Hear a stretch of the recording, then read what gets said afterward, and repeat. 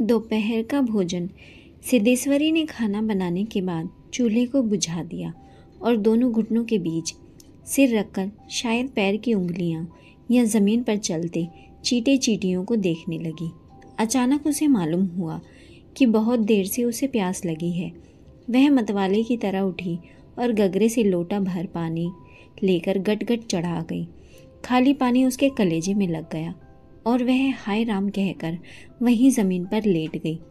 आधे घंटे तक वहीं उसी तरह पड़ी रहने के बाद उसके जी में जी आया। वह बैठ गई, आंखों को मल मल कर इधर उधर देखा और फिर उसकी दृष्टि ओसारे में अध टूटे खटोले पर सोए अपने 6 वर्षीय लड़के प्रमोद पर जम गई। लड़का नंग धड़ंग पड़ा था। उसके गले तथा छाती की हड्डियां साफ दिखाई देती थीं। उसके हाथ पैर बासी ककड़ियों की तरह सूखे तथा बेजान पड़े थे और उसका पेट हंडिया की तरह फूला हुआ था। उसका मुख खुला हुआ था और उस पर अनगिनत मक्खियाँ उड़ रही थीं। वह उठी, बच्चे के मुंह पर अपना एक फटा गंदा ब्लाउज डाल दिया और 1 आध मिनट सुन्न खड़ी रहने के बाद बाहर दरवाजे पर जाकर किवाड़ की आड़ से गली निहारने लगी। 12 बज चुके थे। धूप अत्यंत तेज थी और कभी 1-2 व्यक्ति सिर पर तौलिया या गमछा रखे हुए या मजबूती से छाता ताने हुए फुर्ती के साथ लपकते हुए सामने से गुजर जाते। 10-15 मिनट तक वह उसी तरह खड़ी रही। फिर उसके चेहरे पर व्यग्रता फैल गई और उसने आसमान तथा कड़ी धूप की ओर चिंता से देखा। 1-2 क्षण बाद उसने सिर को किवाड़ से काफ़ी आगे बढ़ाकर गली के छोर की तरफ निहारा तो उसका बड़ा लड़का रामचंद्र धीरे धीरे घर की ओर सरकता नजर आया। उसने फुर्ती से एक लोटा पानी ओसारे की चौकी के पास नीचे रख दिया और चौके में जाकर खाने के स्थान को जल्दी जल्दी पानी से लीपने पोतने लगी। वहाँ पीढ़ा रखकर उसने सिर को दरवाजे की ओर घुमाया ही था कि रामचंद्र ने अंदर कदम रखा। रामचंद्र आकर धम से चौकी पर बैठ गया और फिर वहीं बेजान सा लेट गया। उसका मुंह लाल तथा चढ़ा हुआ था। उसके बाल अस्त व्यस्त थे और उसके फटे पुराने जूतों पर गर्द जमी हुई थी। सिद्धेश्वरी की पहले हिम्मत नहीं हुई कि उसके पास आए और वहीं से वह भयभीत हिरने की भांति सिर उचका घुमाकर बेटे को व्यग्रता से निहारती रही। किंतु लगभग 10 मिनट बीतने के पश्चात भी जब रामचंद्र नहीं उठा तो वह घबरा गई। पास जाकर पुकारा, बड़कू बड़कू, लेकिन उसके कुछ उत्तर ना देने पर डर गई और लड़के की नाक के पास हाथ रख दिया। सांस ठीक से चल रही थी। फिर सिर पर हाथ रखकर देखा, बुखार नहीं था। हाथ के स्पर्श से रामचंद्र ने आंखें खोली। पहले उसने माँ की ओर सुस्त नज़रों से देखा, फिर झट से उठ बैठा। जूते निकालने और नीचे रखे लोटे के जल से हाथ पैर धोने के बाद वह यंत्र की तरह चौकी पर आकर बैठ गया। सिद्धेश्वरी ने डरते डरते पूछा, खाना तैयार है, यहीं लगाऊं क्या? रामचंद्र ने उठते हुए प्रश्न किया, बाबूजी खा चुके? सिद्धेश्वरी ने चौके की ओर भागते हुए उत्तर दिया, आते ही होंगे। रामचंद्र पीढ़े पर बैठ गया। उसकी उम्र लगभग 21 वर्ष की थी। लंबा दुबला पतला, गोरा रंग, बड़ी बड़ी आंखें तथा होंठों पर झुर्रियाँ। वह एक स्थानीय दैनिक समाचार पत्र के दफ्तर में अपनी तबीयत से प्रूफ रीडरी का काम सीखता था। पिछले साल ही उसने इंटर पास किया था। सिद्धेश्वरी ने खाने की थाली सामने लाकर रख दी और पास ही बैठकर पंखा करने लगी। रामचंद्र ने खाने की ओर दार्शनिक की भांति देखा। कुल 2 रोटियां, भर कटोरा पनियाई दाल और चने की तली तरकारी। रामचंद्र ने रोटी के प्रथम टुकड़े को निगलते हुए पूछा, मोहन कहाँ है? बड़ी कड़ी धूप हो रही है। मोहन सिद्धेश्वरी का मंझला लड़का था। उसकी उम्र 18 वर्ष की थी और वह इस साल हाई स्कूल का प्राइवेट इम्तिहान देने की तैयारी कर रहा था। वह ना मालूम कब से घर से गायब था और सिद्धेश्वरी को स्वयं पता नहीं था कि वह कहाँ गया है, किंतु सच बोलने की उसकी तबीयत नहीं हुई और झूठ मूठ उसने कहा, किसी लड़के के यहाँ पढ़ने गया है, आता ही होगा। दिमाग उसका बड़ा तेज है और उसकी तबीयत 24 घंटे पढ़ने में ही लगी रहती है, हमेशा उसी की बात करता रहता है। रामचंद्र ने कुछ नहीं कहा, एक टुकड़ा मुंह में रखकर भरा गिलास पानी पी गया, फिर खाने लग गया। वह काफ़ी छोटे छोटे टुकड़े तोड़कर उन्हें धीरे धीरे चबा रहा था। सिद्धेश्वरी भय तथा आतंक से अपने बेटे को एकटक निहार रही थी। कुछ क्षण बीतने के बाद डरते डरते उसने पूछा, वहाँ क्या हुआ? रामचंद्र ने अपनी बड़ी बड़ी भावहीन आंखों से अपनी माँ को देखा, फिर नीचा सिर करके कुछ रुखाई से बोला, समय आने पर सब ठीक हो जाएगा। सिद्धेश्वरी चुप रही। धूप और तेज होती जा रही थी।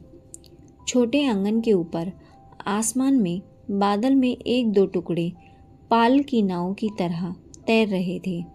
बाहर की गली से गुजरते हुए एक खड़खड़िया इक्के की आवाज़ आ रही थी और खटोले पर सोए बालक की सांस का खरखर शब्द सुनाई दे रहा था। रामचंद्र ने अचानक चुप्पी को भंग करते हुए पूछा, प्रमोद खा चुका?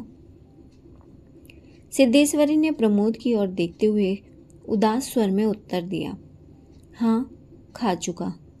रोया तो नहीं था? सिद्धेश्वरी फिर झूठ बोल गई। आज तो सचमुच नहीं रोया, वह बड़ा ही होशियार हो गया है। कहता था बड़का भैया के यहाँ जाऊँगा। ऐसा लड़का, पर वह आगे कुछ ना बोल सकी, जैसे उसके गले में कुछ अटक गया। कल प्रमोद ने रेवड़ी खाने की जिद पकड़ ली थी और उसके लिए 1.5 घंटे तक रोने के बाद सोया था। रामचंद्र ने कुछ आश्चर्य के साथ अपनी माँ की ओर देखा और फिर सिर नीचा करके कुछ तेजी से खाने लगा। थाली में जब रोटी का केवल एक टुकड़ा शेष रह गया तो सिद्धेश्वरी ने उठने का उपक्रम करते हुए प्रश्न किया, एक रोटी और लाती हूँ। रामचंद्र हाथ से मना करते हुए हड़बड़ाकर बोल पड़ा, नहीं नहीं, ज़रा भी नहीं, मेरा पेट पहले ही भर चुका है। मैं तो यह भी छोड़ने वाला हूँ, बस अब नहीं। सिद्धेश्वरी ने जिद की, अच्छा आधी ही सही। रामचंद्र बिगड़ उठा, अधिक खिलाकर बीमार कर डालने की तबीयत है क्या? तुम लोग ज़रा भी नहीं सोचती हो, बस अपनी जिद। भूख रहती तो क्या ले नहीं लेता? सिद्धेश्वरी जहाँ की तहाँ बैठी ही रह गई। रामचंद्र ने थाले में बचे टुकड़े से हाथ खींच लिया और लोटे की ओर देखते हुए कहा, माँ पानी लाओ। सिद्धेश्वरी लोटा लेकर पानी लेने चली गई। रामचंद्र ने कटोरे को उंगलियों से बजाया, फिर हाथ को थाली में रख दिया। 1-2 क्षण बाद रोटी के टुकड़े को धीरे से हाथ से उठाकर आँख से निहारा और अंत में इधर उधर देखने के बाद टुकड़े को मुंह में इस सरलता से रख लिया जैसे वह भोजन का ग्रास न होकर पान का बीड़ा हो। मंझला लड़का मोहन आते ही हाथ पैर धोकर पीढ़े पर बैठ गया। वह कुछ सांवला था और उसकी आंखें छोटी थीं। उसके चेहरे पर चेचक के दाग थे। वह अपने भाई की ही तरह दुबला पतला था, किंतु उतना लंबा ना था। वह उम्र की अपेक्षा कहीं अधिक गंभीर और उदास दिखाई पड़ रहा था। सिद्धेश्वरी ने उसके सामने थाली रखते हुए प्रश्न किया, कहाँ रह गए थे बेटा? भैया पूछ रहा था। मोहन ने रोटी के एक बड़े ग्रास को निगलने की कोशिश करते हुए अस्वाभाविक मोटे स्वर में जवाब दिया, कहीं तो नहीं गया था, यहीं पर था। सिद्धेश्वरी वहीं बैठकर पंखा डुलाती हुई इस तरह बोली जैसे स्वप्न में बड़बड़ा रही हो। बड़का तुम्हारी बड़ी तारीफ कर रहा था, कह रहा था मोहन बड़ा दिमागी होगा, उसकी तबीयत 24 घंटे पढ़ने में ही लगी रहती है। यह कहकर उसने अपने मंझले लड़के की ओर इस तरह देखा जैसे उसने कोई चोरी की हो। मोहन अपनी माँ की ओर देखकर फीकी हंसी हंस पड़ा और फिर खाने में जुट गया। वह परोसी गई 2 रोटियों में से एक रोटी कटोरे की 3/4 दाल तथा अधिकांश तरकारी साफ कर चुका था। सिद्धेश्वरी की समझ में नहीं आया कि वह क्या करे। इन दोनों लड़कों से उसे बहुत डर लगता था। अचानक उसकी आंखें भर आईं। वह दूसरी ओर देखने लगी। थोड़ी देर बाद उसने मोहन की ओर मुंह फेरा तो लड़का लगभग खाना समाप्त कर चुका था। सिद्धेश्वरी ने चौंकते हुए पूछा, एक रोटी देती हूँ। मोहन ने रसोई की ओर रहस्यमय नेत्रों से देखा, फिर सुस्त स्वर में बोला, नहीं। सिद्धेश्वरी ने गिड़गिड़ाते हुए कहा, नहीं बेटा, मेरी कसम, थोड़ी ही ले लो। तुम्हारे भैया ने एक रोटी ली थी। मोहन ने अपनी माँ की को गौर से देखा, फिर धीरे धीरे इस तरह उत्तर दिया जैसे कोई शिक्षक अपने शिष्य को समझाता है, नहीं रे, बस। अव्वल तो अब भूख नहीं, फिर रोटियां तूने ऐसी बनाई हैं कि खाई नहीं जाती। ना मालूम कैसी लग रही हैं। खैर, अगर तू चाहती है तो कटोरे में थोड़ी दाल दे दे। दाल बड़ी अच्छी बनी है। सिद्धेश्वरी से कुछ कहते ना बना और उसने कटोरे को दाल से भर दिया। मोहन कटोरे को मुंह लगाकर सुड़-सुड़ पी रहा था कि मुंशी चंद्रिका प्रसाद जूतों को खस-खस घसीटते हुए आए और राम का नाम लेकर चौकी पर बैठ गए। सिद्धेश्वरी ने माथे पर साड़ी को कुछ नीचे खिसका लिया और मोहन दाल को एक सांस में पीकर तथा पानी के लोटे को हाथ में लेकर तेजी से बाहर चला गया। 2 रोटियां, कटोरा भर दाल, चने की तरी तरकारी। मुंशी चंद्रिका प्रसाद पीढ़े पर पालथी मारकर बैठे रोटी के एक एक ग्रास को इस तरह चुबला चबा रहे थे जैसे बूढ़ी गाय जुगाली करती है।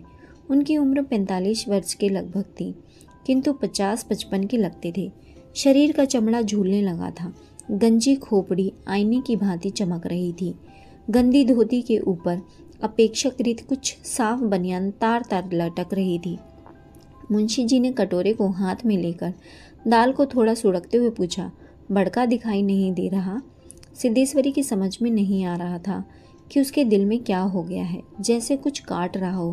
पंखे को जरा और जोर से घुमाती हुई बोली, अभी अभी खाकर काम पर गया है। कह रहा था कुछ दिनों में नौकरी लग जाएगी। हमेशा बाबूजी बाबूजी किए रहता है। बोला बाबूजी देवता के समान है। मुंशी जी के चेहरे पर कुछ चमक आई। शर्माते हुए पूछा, क्या कहता था कि बाबूजी देवता के समान है? बड़ा पागल है। सिद्धेश्वरी पर जैसे नशा चढ़ गया था।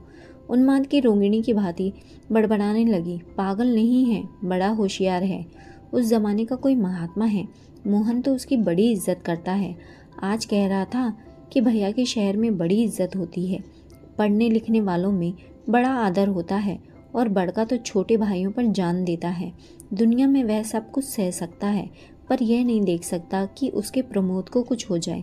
मुंशी जी दाल लगे हाथ को चाट रहे थे। उन्होंने सामने की ताक की ओर देखते हुए हंसकर कहा, बड़का का दिमाग तो खैर काफ़ी तेज है, वैसे लड़कपन में नटखट भी था, हमेशा खेलकूद में लगा रहता था। लेकिन यह भी बात थी, जो सबक मैं उसे याद करने को देता था उसे बराक रखता था। असल तो यह है कि तीनों लड़के काफ़ी होशियार हैं। प्रमोद को कम समझती हो? यह कहकर वह अचानक जोर से हंस पड़े। मुंशी जी 1.5 रोटी खा चुकने के बाद एक गिलास से युद्ध कर रहे थे। कठिनाई होने पर एक गिलास पानी चढ़ा गए, फिर खर खर खांस कर खाने लगे। फिर चुप्पी छा गई। दूर से किसी आटे की चक्की की पुक पुक आवाज़ सुनाई दे रही थी और पास के नीम के पेड़ पर बैठा कोई पंडुक लगातार बोल रहा था।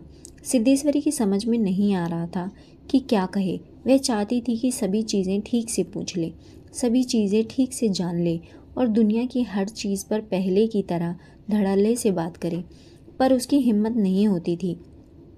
उसके दिल में जाने कैसा भय समाया हुआ था। अब मुंशी जी इस तरह चुपचाप दुबके हुए खा रहे थे जैसे पिछले 2 दिनों से मौन व्रत धारण कर रखा हो और उसको कहीं जाकर आज शाम को तोड़ने वाले हों। सिद्धेश्वरी से जैसे नहीं रहा गया। बोली, मालूम होता है अब बारिश नहीं होगी। मुंशी जी ने एक क्षण के लिए इधर उधर देखा, फिर निर्विकार स्वर में राय दी, मक्खियाँ बहुत हो गई हैं। सिद्धेश्वरी ने उत्सुकता प्रकट की, फूफा जी बीमार हैं, कोई समाचार नहीं आया। मुंशी जी ने चने के दानों की ओर इस दिलचस्पी से दृष्टिपात किया जैसे उनसे बातचीत करने वाले हों। फिर सूचना दी, गंगा शरण बाबू की लड़की की शादी तय हो गई। लड़का MA पास है। सिद्धेश्वरी हठात चुप हो गई। मुंशी जी भी आगे कुछ नहीं बोले। उनका खाना समाप्त हो गया था और वे थाली में बचे खुचे दानों को बंदर की तरह बीन रहे थे। सिद्धेश्वरी ने पूछा, बड़का की कसम, एक रोटी देती हूँ, अभी बहुत सी हैं। मुंशी जी ने पत्नी की ओर अपराधी के समान तथा रसोई की ओर कनखी से देखा। तत्पश्चात किसी घुटे उस्ताद की भांति बोले, रोटी रहने दो, पेट काफ़ी भर चुका है। अन्न और नमकीन जैसी चीज़ों से तबीयत ऊब भी गई है। तुमने व्यर्थ में कसम धरा दी। खैर, कसम रखने के लिए ले रहा हूँ। गुड़ होगा क्या? सिद्धेश्वरी ने बताया कि हंडिया में थोड़ा सा गुड़ है। मुंशी जी ने उत्साह के साथ कहा, तो थोड़े गुड़ का ठंडा रस बनाओ, पीऊँगा। तुम्हारी कसम भी रह जाएगी, जायका भी बदल जाएगा, साथ ही साथ हाजमा भी दुरुस्त होगा। हाँ, रोटी खाते खाते नाक में दम आ गया है। यह कहकर वे ठहाका मारकर हंस पड़े। मुंशी जी के निपटने के पश्चात सिद्धेश्वरी उनकी जूठी थाली लेकर चौके की ज़मीन पर बैठ गई। बटलोई की दाल को कटोरे में उड़ेल दिया, पर वह पूरा भरा नहीं। छिपुली में थोड़ी सी चने की तरकारी बची थी, उसे पास खींच लिया। रोटियों की थाली को भी उसने पास खींच लिया।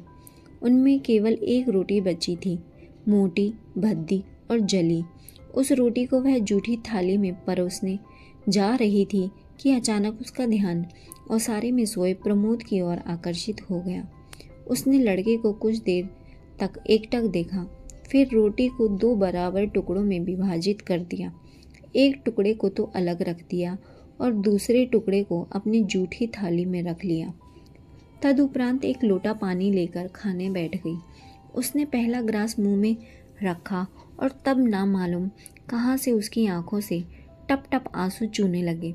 सारा घर मक्खियों से भन्न भन्न कर रहा था। आंगन की अलगनी पर एक गंदी साड़ी टंगी थी, जिसमें पैबंद लगे हुए थे। दोनों बड़े लड़कों का कहीं पता नहीं था। बाहर की कोठरी में मुंशी जी औंधे मुंह होकर निश्चिंता के साथ सो रहे थे, जैसे 1.5 महीने पूर्व मकान किराया नियंत्रण विभाग की क्लर्की से उनकी छटनी ना हुई हो और शाम को उनको काम की तलाश में कहीं जाना ना हो। असल में कहानी यह समझाती है कि जीवन का असली सुख साझा करने में, त्याग करने में और दूसरों की भूख मिटाने में है, चाहे परिस्थितियाँ कितनी भी कठिन क्यों ना हो।